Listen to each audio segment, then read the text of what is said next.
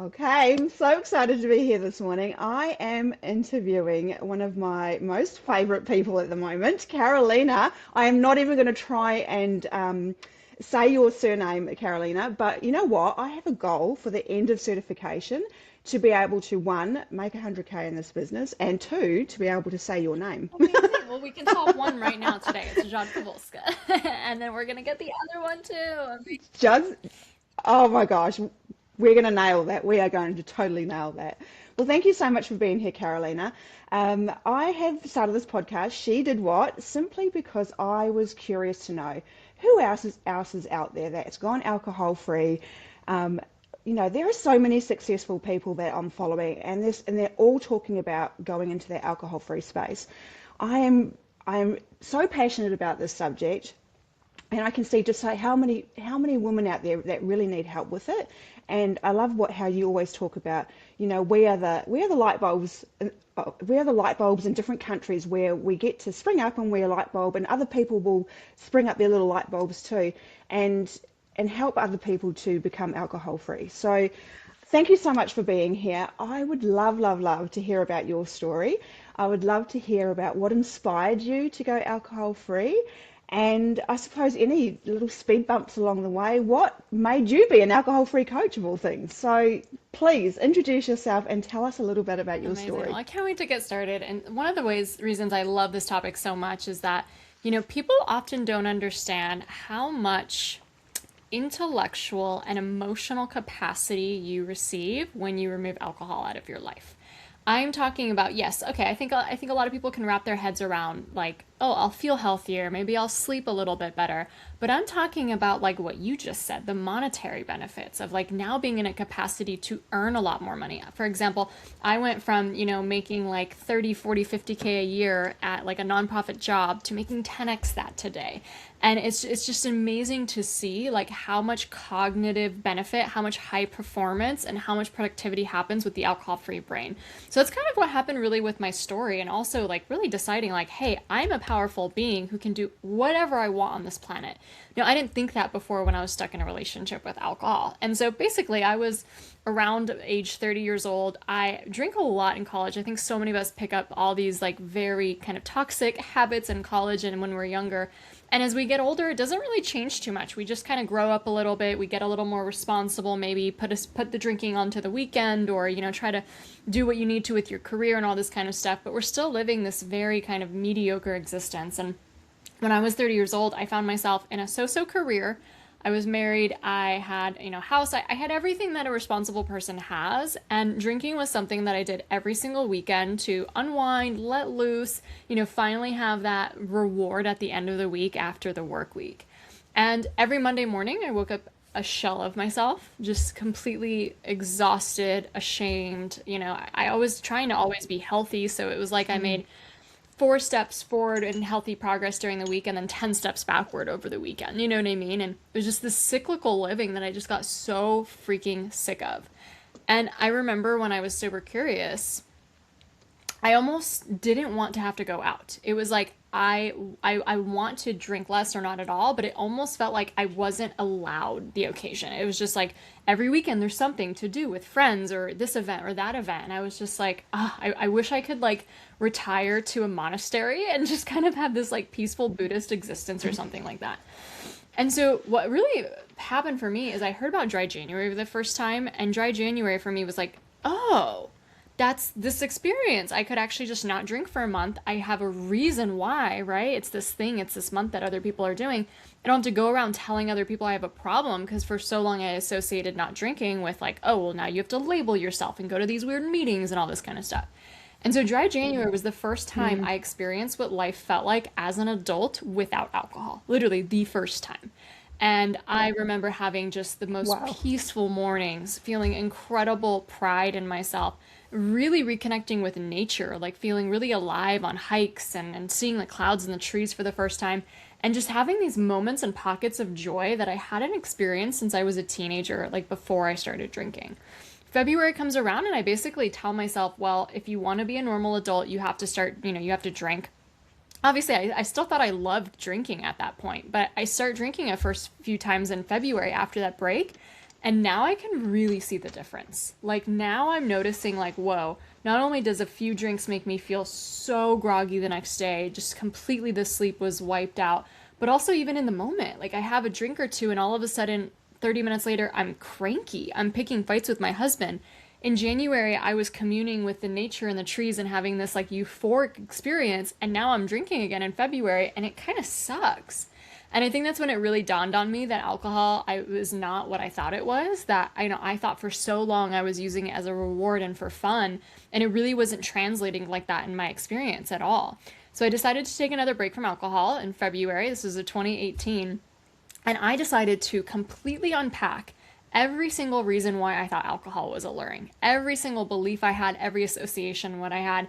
And through a process that I now not only teach clients but also certify other coaches in, I completely lost my desire to drink. Like I felt so lucky that I didn't have to drink anymore. And really what ended up happening is that I got so much confidence and so much courage from my alcohol-free journey that it spilled over into all these other areas in my life. Confidence, obviously, because it's like you're finally doing the thing you said you would. Your self-trust is building again. You know that you can trust yourself, all that kind of stuff. But also courage, because going alcohol free does make you an outlier in society, right? And so that takes a lot of courage to stand for your own value system and your own intuition instead of just doing what everyone else is doing. And so this confidence and courage starts spilling over everywhere in my life, and I start toppling all these other limiting beliefs I thought I had. I thought I could never be an entrepreneur. I thought I could never be a writer or an author. And all of a sudden I'm like, why not? Like if I could do this, if I could go alcohol free, what else could I do? And so in the year that I decided to ditch alcohol, I launched my own business. I got certified as a coach. I launched a podcast. I ran a half marathon. I started writing the first draft of my book, Euphoric. Like so much happened in that first year. It was insane. And I really realized too that, as I was starting to build this new business and this new life with fulfillment and impact and really feeling like I'm making a difference to other people, I recognized that a big reason why I was drinking in the first place was because I was unfulfilled. Like no wonder I couldn't wait for the weekend and have, drinking be the highlight of my week. I wasn't feeling a sense of fulfillment for my career. And I've noticed that in so many of the clients I work with as well. They might not be able to articulate it, but a lot of times they're not living a very fulfilling, meaningful life. And so alcohol becomes the stand-in, the really cheap band-aid that doesn't really work. And once I discovered all of this, not only how to lose the desire to drink, but also how to really, dream up what you truly want to do on this planet and have a game plan to go after it, I was like, I have to show other women this. And that's when I decided to, become a coach, train other people in this, really grow that. And in the last 8 years, what's happened is crazy. Not only was I able to leave my day job, I retired my husband a few years ago. We travel the world now together whenever we want, running this company. I have a best-selling book with a book deal behind it from HarperCollins.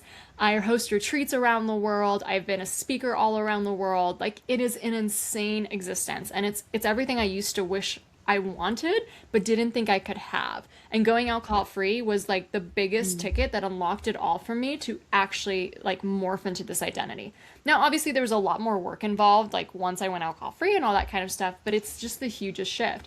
And so if anyone's listening to Lori's podcast and wants to be wealthier in 2026, wants to get that promotion, wants to launch their own business, wants to have $1 million ideas come to them, you might not think removing alcohol is going to be the ticket there, but this is the thing that happens when your brain can work on all of its cylinders. Your intuition, your creativity, your ability to have $1 million ideas just sprouting all the time goes up, and your audacity to actually follow through.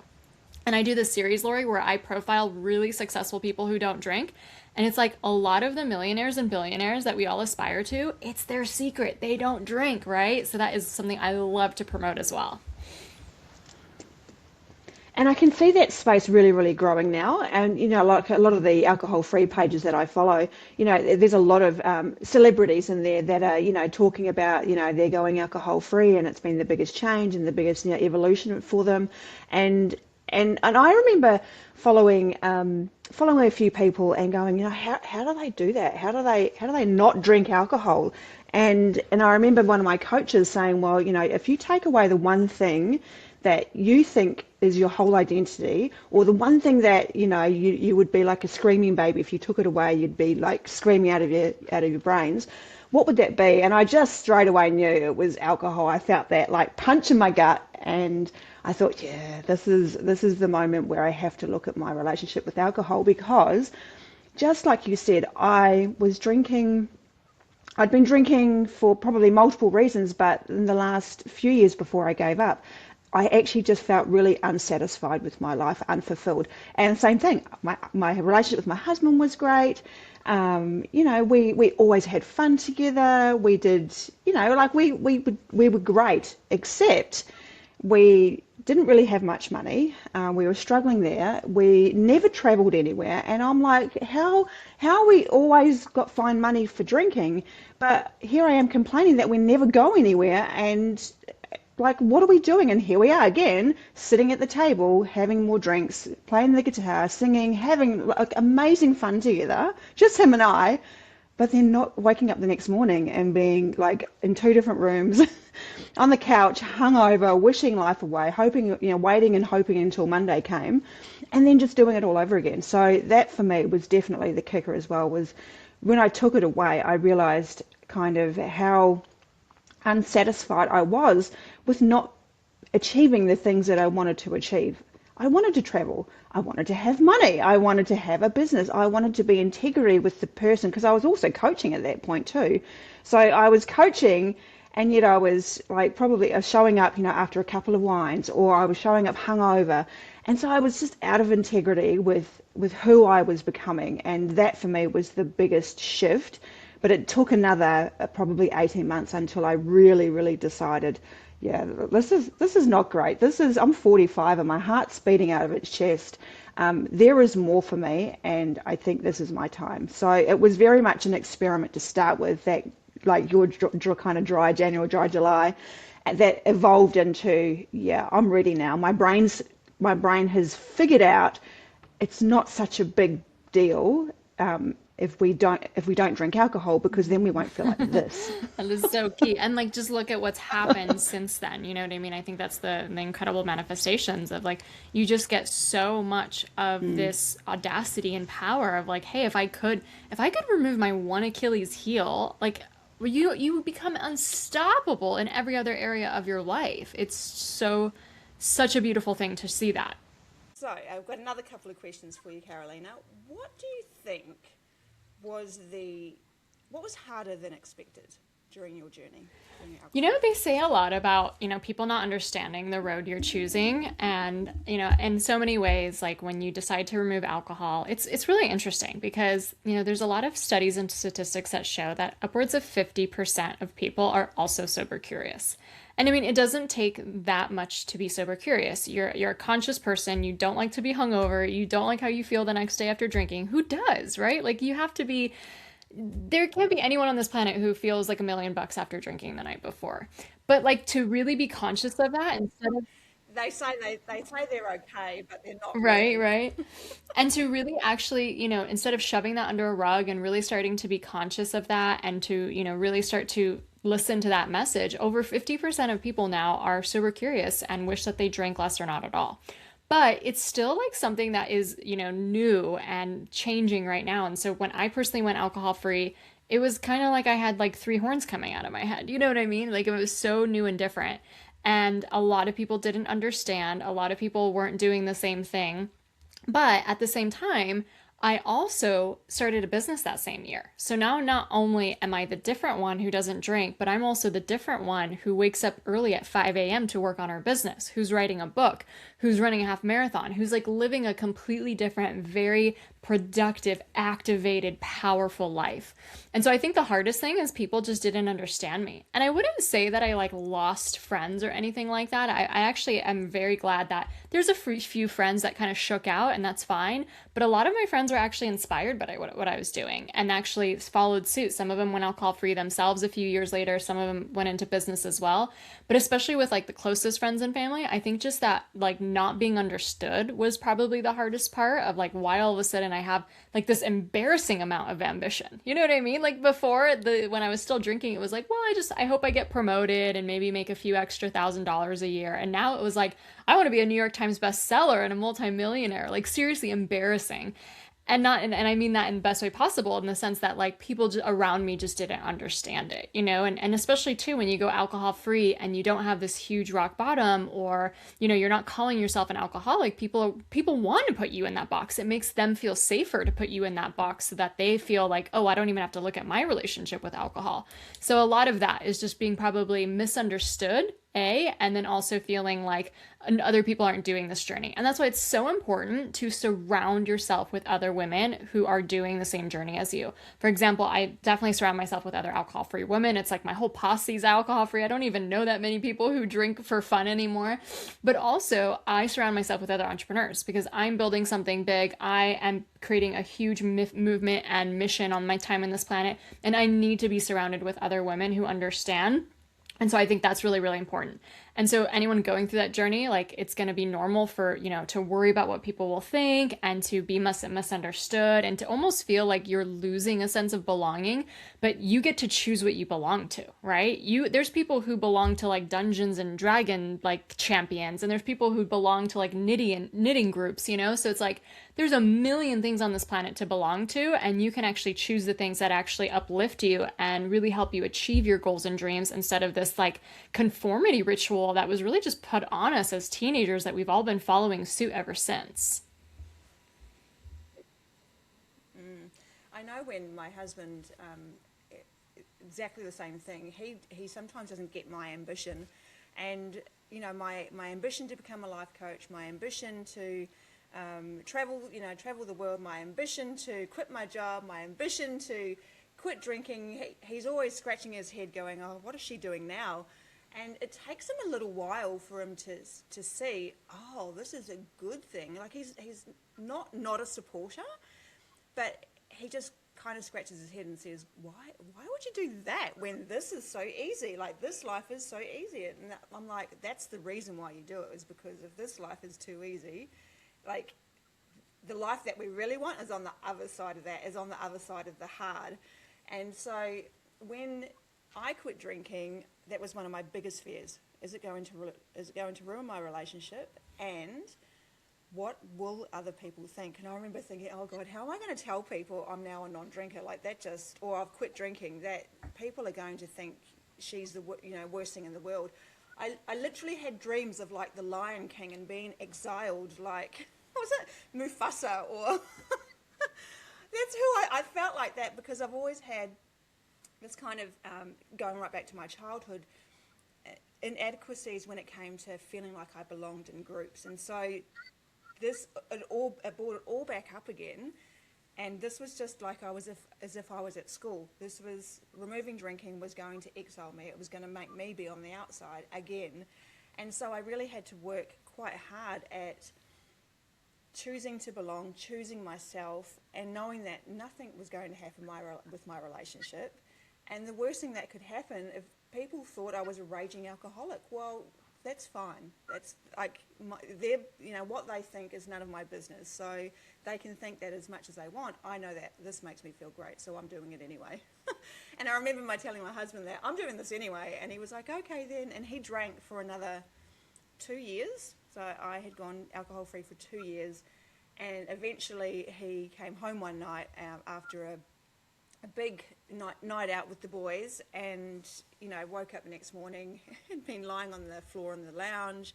There was like little his shoes, his clothes were all like scattered throughout the house, like in a chain. You could kind of like what was it, the little crumbs of the finding people. Anyway, I want to say Rapunzel, but it's not Rapunzel. Anyway, you know what I mean. And so then he finally decided that he was ready to do alcohol.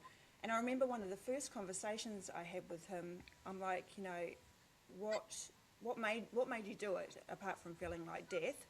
And he said, you went first and you showed me how. And I just loved that. Like it just literally made me cry. I was like, oh, really? And so I never saw how powerful that was in my relationship, was that, oh, what do you mean? I go first. So my ambition was the thing that actually got us into this new whole lifestyle. And going first which is always scary, was the thing that really like blew our own lives up. So I yeah, it's amazing, right? When we go first and others will follow, it just might not be straight I away. love that story so much. It proves like everything we're talking about to a T because, it feels like you're leaving behind the pack. It feels like you're losing belonging, but truly you are becoming a leader. You're becoming a wolf, and you are the one that is going to lead so many other people. And you're not alone because there's other wolves out there too, and we find each other, right? And now it's like you are literally this like bright beacon, this light who's shined, and like because you stood in your truth, I mean, doing what everyone else is doing just because is like a recipe for unfulfillment, mediocrity. I mean, some of the statistics are crazy, but like over 60% of people overdrink regularly, over 85% of people are unfulfilled in their careers and find no meaning in their life, and over 88% of people are metabolically unhealthy. Like, nobody should want to be normal. Nobody should want to be fitting in with any of that. If you want to have an extraordinary life, if you want to truly feel fulfilled, like your life has meaning and you're actually achieving and going for your dreams, you should want to be different. You should be in the 1%, right? And living your life differently. And other people, they're not going to be like, oh, what's she doing? And like, poo-pah you. Eventually they're going to be like, how'd she do it? And she's so freaking inspiring. You know what I mean? So that's like the twist and stuff like that. But it's like, go first, leaders go first. And it's uncanny. Like, I love your story with your partner because it's uncanny how many times I've seen that happen with friendships, with partners, with family members, by you willing to be brave and go your own journey without it meaning something about what that other person is doing. You know what I mean? I love that so much for you guys.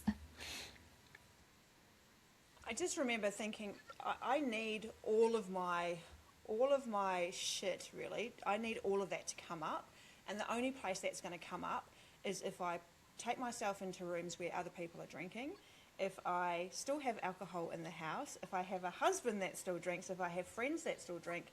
And so I did that by choice. Is I put myself into those situations so that I could see what am I thinking about myself, how am I feeling right now, what's coming up. So I use these weddings and birthdays and occasions to really, I suppose, be the observer of what was going on for me, and because I could do that in a safe place, it was just me and my husband. That was the goal, where, like you said, where I could then unpack all of my like really shitty limiting beliefs about myself, because that's really what they all came back to, was the beliefs that I have about myself. When I could unpack that, that's when I suppose the power felt like it had almost come back, like something just switched on. Yeah, so I'm curious then, what would you say to your younger self Okay, if I had a chance to speak to my younger self, I about? would tell her straight up, stop drinking and launch a business. Like, straight up. One, like, drinking just puts us so behind as humans. Like, if we were an alien species just like observing humans drinking alcohol in a universe or a planet that never invented alcohol, it just didn't exist, we would be baffled. Like, why are these humans drinking it? It makes them sick, it makes them lethargic, it makes them sleep really badly. It's giving them all these problems and health conditions later in life. And also they're completely thwarting their potential. They're sitting on their dreams, they're not moving forward. They just keep doing this round the thing around drinking and keeping super stagnant in their lives. And so I would definitely tell myself to, the thing is, I'm a Leo and I'm also a number 3 on the Enneagram. So for me, like, my drinking story, and it sounds kind of like embarrassing to say this out loud, but it was so wrapped up in status. Lori, like, I thought like being a drinker, being someone who could hold her liquor, being someone who knew about fine wines literally gave me status in this world. It made me one of the cool kids, basically, right? And so, because that's my personality, had I seen really incredible, successful people who don't drink, had anyone told me when I was younger, Tony Robbins doesn't drink, Einstein didn't drink, Brene Brown doesn't drink, like all these incredible leaders, Warren Buffett, you want to be as rich as Warren Buffett, he doesn't drink. If all of that was shown to me when I was younger, I think I would have had a completely different perspective on what it means to be a drinker versus a non-drinker. Because in our world, and I know I'm going to be blunt and maybe this is a little controversial, but in our world, we think of non-drinkers as losers and drinkers as the cool kids. Hell no. It's the total opposite, right? Like everyone and their mom drinks. There's nothing cool about drinking, right? It's the most banal, common thing you could do. And it just thwarts people's ability to be successful and have $1 million ideas. Like being different, putting your health first, putting your, your dreams first. Like that's truly the cool side of it. So definitely I would tell my younger self to stop drinking, but also launch a business. 88% of millionaires are entrepreneurs. And I mean, let's be honest. Are a lot of people fulfilled working in Excel spreadsheets? Are they fulfilled talking about B2B software platforms?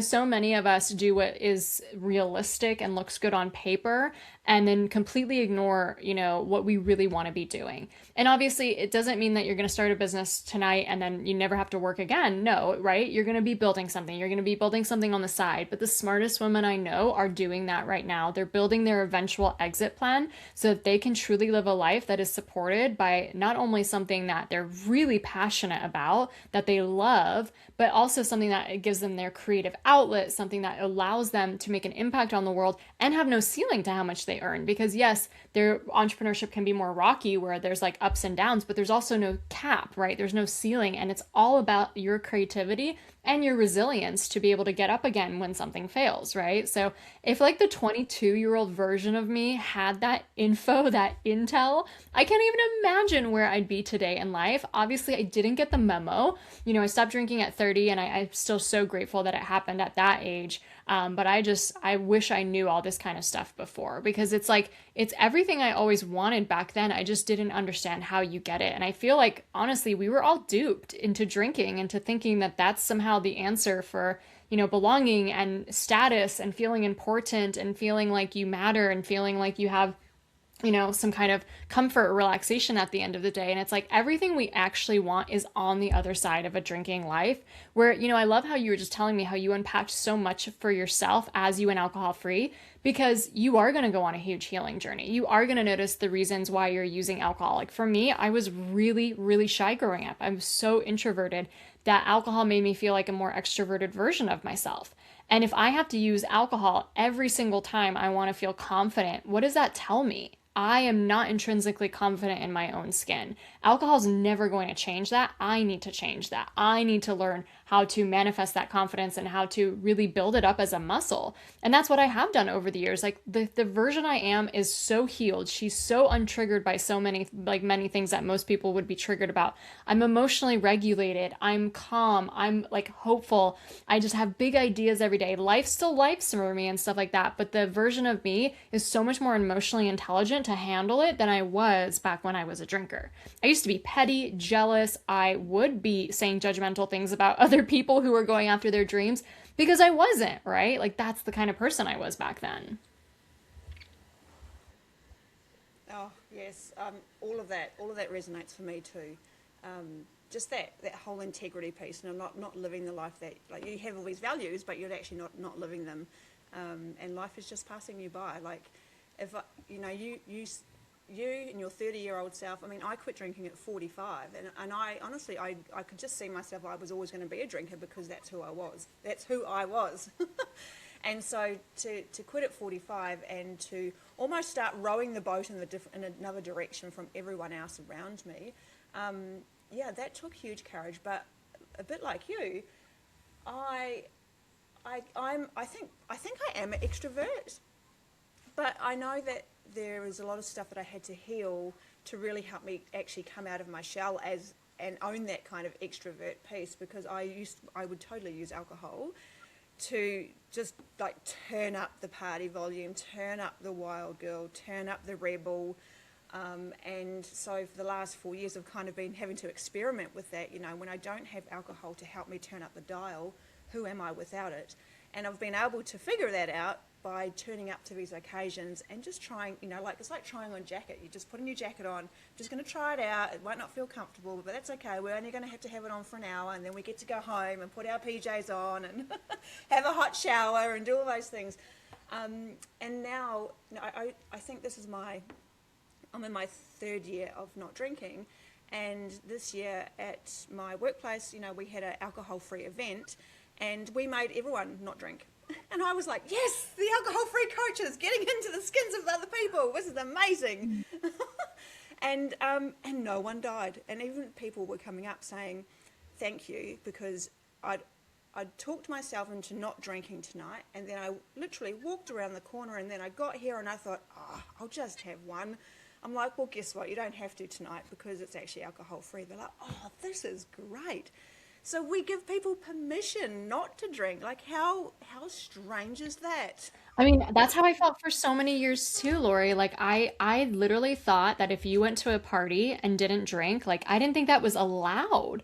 I literally didn't see that example in front of me, anyone doing that. I thought like the rule was you have to drink, you know? It feels like you're so stuck in that. And obviously everyone has free will to not, but it's like society really makes you feel like if you don't drink, there's something wrong with you or there's something to explain or you're not having fun or you're not being the fun one that night. And I love what you say about like really finding yourself because it's like that wild child or that rebel. It's like that you probably got validation when you were younger, being those roles, but it wasn't like really who you are. And like alcohol just like magnified this version of you that was the, almost like the shadow version of you that society thought that you needed to be. How thrilling is it to discover who we truly are and to really get to know that version of ourselves and to give permission to that, meaning that you don't have to be a certain way in order to be really truly authentic and to show up, and have valuable conversations with people.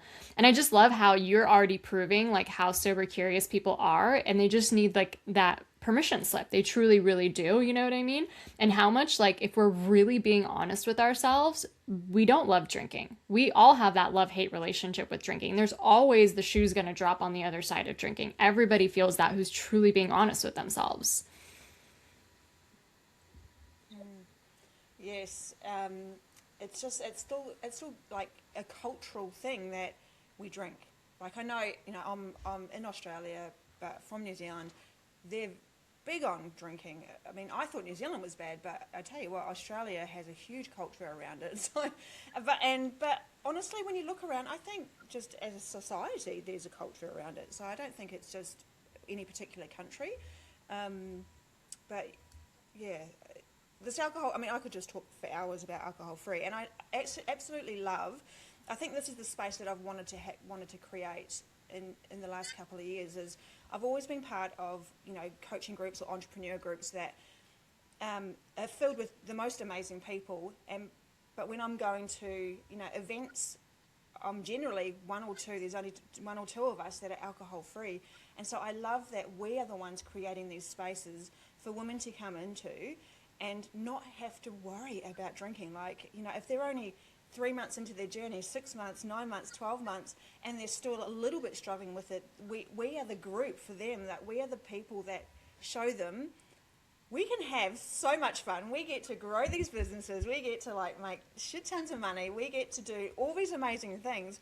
Like, yeah, come into this group. This is amazing. This is where you belong. Like, I think that's the important part, is people recognizing that there are people out there for them. They just have to be willing to almost find them, right? Meet them. Step into groups and just see who you meet, because you clearly, I've just met the most amazing person and I got to interview her. So You're so sweet. And it's so true. Like so many times we have our friend circles from like high school or college and we don't really evolve, it's, and not to say to like, leave behind your old friends or anything like that, but it's like now as adults, we get to be really intentional about what we're inviting in. And that's what I love about this, growth oriented path is you will attract in, the women who mirror you, who match your, your goals, your dreams, ambitions, and the things that you're, now decided I'm not going to settle for this. I'm not going to settle for hangovers. I'm not going to settle for, drinking every weekend just to fit in with people or to, not take care of my needs in better ways. And so it really is uncanny, like who you attract in your life as you start to have higher standards for yourself, essentially. yeah, I love that. It's definitely about higher standards. I think that's what I've been trying to elevate for the last 4 years. Is every year there's a new standard that I want to elevate. It started with, we went to the US for a month, and then all of a sudden in the last 18 months we've been to 5 different countries. And I just remember when I first saw you on my Instagram feed and you talking about traveling and being an entrepreneur and all these things, I was like, yes, yes, yes, like this is my girl. I need to get in her world, right? Because when you get into those people's worlds, that's where your own world starts to expand. So thank you for being you. Thank you for doing what you do in the world and shining your light, because your light lit up, and now you've lit my light up. So thank you so much, and it has been an absolute honour to have you here. Thank you so much for saying yes to me and saying yes to you, and yeah. Absolutely. It was such a pleasure being here. And if I could just close on this one idea, it's like the universe only hand selects you to remove alcohol out of your life because you have such a massive purpose. And so if you're questioning it right now, if you're listening to this, if you're newly alcohol free, if you've, known that it's that one thing that you would cry over, it's like, it's not, it is just the initiation because the universe is trying to show you how big your life is meant to be, how huge of a purpose you truly have. It is literally the coolest club you could ever join. And I just love surrounding myself as well with other women like you, Lori, who are alcohol free and have such huge ambitions because we are literally going to change the world. We truly are. It's like going from asleep to awake. It's like a woman who is like, held back to a woman who's on all cylinders, going to take over the world. And I love to join the revolution. Let's go. Let's do it.